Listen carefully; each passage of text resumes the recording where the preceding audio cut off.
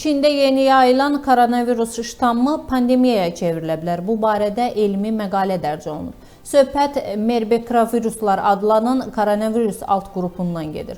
Bu qrupa həmçinin 2012-ci ildə insanlarda ilk dəfə aşkar olunan və dəvələrdən ötürülən təxminən 34% ölüm göstəricinə malik ağır respirator xəstəlik törədicisi olan MERS-CoV da daxildir. Araşdırmanı Vaşinqton Dövlət Universiteti, Kaliforniya Texnologiya İnstitutu və Şimali Karolina Universitetinin alimləri həyata keçiriblər. Merbekrovirusların əksəriyyəti insanlar üçün ciddi risk yaratmasa da alimlər həmin virus qrupuna aid olan virusu diqqətə yetiriblər ki, diqqətli olmaq lazımdır. Bu viruslar Asiya, Avropa, Afrika və yaxın şərqdəki yarasalarda aşkarlanıb.